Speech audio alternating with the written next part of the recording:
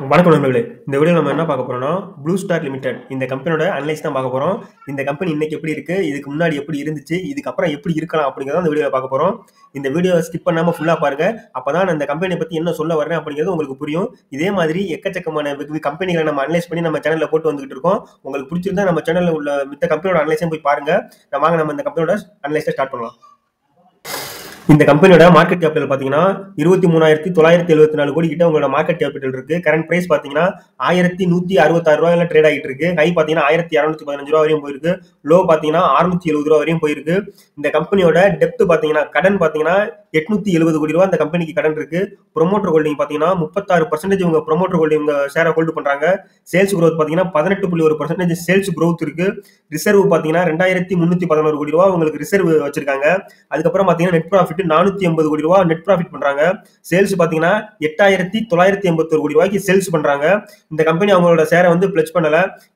இந்த கம்பெனி பாத்தீங்கன்னா long time இன்வெஸ்ட்மெண்ட்டுக்கு ஒரு பர்ஃபெக்டான கம்பெனி. இந்த கம்பெனி 2006ல பாத்தீங்கன்னா 30 ரூபா அந்த ரேஞ்சில தான் ஒரு ஸ்டாக்கோட பிரைஸ் 30 ரூபா அந்த ரேஞ்சில ட்ரேட் ஆயிட்டு இருந்திருக்கு. இந்த மாதிரி ஸ்டாக் பாத்தீங்கன்னா காலப்போக்கில் பாத்தீங்கன்னா எந்த அளவுக்கு முன்னேறி இன்னைக்கு எங்க இருக்குன்னு பாருங்க. 1,200 ரூபாயில ட்ரேட் ஆகிட்டு இருக்கு. 1,500 ரூபாய்க்கு மேல ட்ரேட் ஆக போகுது. இந்த மாதிரி கம்பெனில தான் நம்ம லாங் டைம் இன்வெஸ்ட்மெண்ட் பண்ணணும். ஏன்னா இவங்க பண்ற ப்ராடக்ட்லாம் அது மாதிரியான ப்ராடக்ட். இவங்க என்னெல்லாம் ப்ராடக்ட் பண்றாங்க, இந்த கம்பெனியோட பிராண்ட் பேர்லயே நமக்கு தெரிஞ்சிருக்கும் இவங்க என்ன ப்ராடக்ட் மேனுஃபேக்சரிங் பண்றாங்கிறது. இவங்க என்ன மேனுஃபேக்சரிங் பண்றாங்கிறத நம்ம இந்த வீடியோட கடைசியில நம்ம பார்க்கலாம். அதே மாதிரி இந்த கம்பெனியோட ஓவரால் சார்ட் நம்ம பார்த்தாலே தெரியும். இந்த கம்பெனியோட வளர்ச்சி 2021க்கு அப்புறம் பாத்தீங்கன்னா இந்த கம்பெனி நல்ல வளர்ச்சியில போயிட்டு இருக்கு. அதே மாதிரி இந்த கம்பெனி வந்து இந்தியாலே ஒரு நல்ல பிராண்டுங்கிற ஒரு நல்ல பேர் வச்சிருக்கிறதுனால தான் இந்த கம்பெனி வந்து நாளுக்கு நாள் பாத்தீங்கன்னா வளர்ச்சி ஆகிட்டே இருக்கு. சார்ட்டும் பாத்தீங்கன்னா அதுக்கு தகுந்த மாதிரி மேல மேல ஒரு 2018 வரையும் ஒரு ரேஞ்சிலே ட்ரேட் ஆகிட்டு இருந்தாலும் அதுக்கப்புறம் பாத்தீங்கன்னா நல்ல ட்ரேட் ஆகி இப்ப பாத்தீங்கன்னா மார்க்கெட்டும் நல்ல சப்போர்ட்ல இருக்கனால 1,200 ரூபா வரையும் இன்னைக்கு ட்ரேட் ஆகி நல்ல ரேஞ்சில இன்னைக்கு இந்த ப்ளூ ஸ்டார் கம்பெனி ட்ரேட் ஆகிட்டு இருக்கு. இந்த கம்பெனியோட ஆனுவல் ப்ராஃபிட் அண்ட் லாஸ் நம்ம பார்க்கலாம். இந்த கம்பெனியோட சேல்ஸ் பாத்தீங்கன்னா 2012ல 2,800 கோடி ரூபாய்க்கு சேல்ஸ் பண்ணிருக்காங்க. வருஷத்துக்கு வருஷம் பாத்தீங்கன்னா அது இன்க்ரீஸ் ஆகிட்டே தான் போயிட்டு இருக்கு. இப்போ பாத்தீங்கன்னா 8,981 கோடி ரூபாய் வரையும் அவங்க வந்து சேல்ஸ் இன்க்ரீஸ் பண்ணிட்டாங்க. அதே மாதிரி நெட் ப்ராஃபிட்டும் பாத்தீங்கன்னா 2012ல 105 கோடி ரூபாய் லாஸ் பண்ணிருக்காங்க. அதுக்கப்புறம் எந்த இடத்துலயுமே அந்த கம்பெனி லாஸ் பண்ணல, நல்ல ப்ராஃபிட் கொண்டாங்க. அவங்களோட ப்ராஃபிட் பாத்தீங்கன்னா 2013ல இருந்து 39 கோடி ரூபாய் பண்ணிருக்காங்க. அதுவும் பாருங்க வருஷத்துக்கு வருஷம் நல்லா இன்க்ரீஸ் ஆகிட்டே தான் போயிட்டு இருக்கு. எந்த இடத்துலயுமே பெரிய லெவல்ல டிகிரீஸ் ஆகவே இல்லை. 39 கோடியில ஸ்டார்ட் பண்ணவங்க இன்னைக்கு 480 கோடி ரூபாய் கடைசி இயர் வரையும் பண்ணிருக்காங்க ப்ராஃபிட். ஏன்னா லாங் டைமுக்கு இந்த மாதிரி வந்து சேல்ஸும் இன்க்ரீஸ் ஆகிட்டே போயிட்டு இருக்கு, நெட் ப்ராஃபிட்டும் இன்க்ரீஸ் ஆகிட்டே போயிட்டு இருக்கு. இந்த மாதிரி கம்பெனியை லாங் டைமுக்கு நம்ம ஃபோக்கஸ் பண்ணலாம். இந்த கம்பெனியோட பேலன்ஸ் ஷீட்ல நம்ம முக்கியமா பார்க்க வேண்டியது ரிசர்வ், பாரோவிங்ஸ். இவங்க எவ்வளவு ரிசர்வ் வச்சிருக்காங்க, எவ்வளவு கடன் வச்சிருக்காங்கன்னு நம்ம பார்க்கணும். ரிசர்வ் பாத்தீங்கன்னா செப்டம்பர் 2023 வரையும் 2,300 கோடி ரூபாய் கிட்ட அவங்க வந்து ரிசர்வ் வச்சிருக்காங்க. கடன் பாத்தீங்கன்னா வெறும் 870 கோடி ரூபாய் தான் கடன் இருக்கு. இவங்க ரிசர்வ் வச்சிருக்க அளவுக்கு கடன் வந்து ஒரு பெரிய விஷயம் கிடையாது இந்த கம்பெனிக்கு. இந்த கம்பெனியோட ஷேர் ஹோல்டிங் பேட்டர்ன் நம்ம பார்க்கலாம். இந்த கம்பெனியோட ஷேர் ஹோல்டிங் பேட்டர்ன் பாத்தீங்கன்னா ப்ரொமோட்டர் வந்து பாத்தீங்கன்னா 39% ஹோல்டு பண்றாங்க. 2017 39% ஹோல்டு பண்ணவங்க இப்போ 2023ல 36%, ஒரு 2-3% தான் அவங்க டவுன் பண்ணாலும் மத்தபடி அந்த 36%ங்கிறத அவங்க ரொம்ப நாளா மெயின்டைன் பண்ணிக்கிட்டே இருக்காங்க. அதுக்கப்புறம் பாத்தீங்கன்னா எஃப்ஐ 15% ஹோல்டு பண்றாங்க.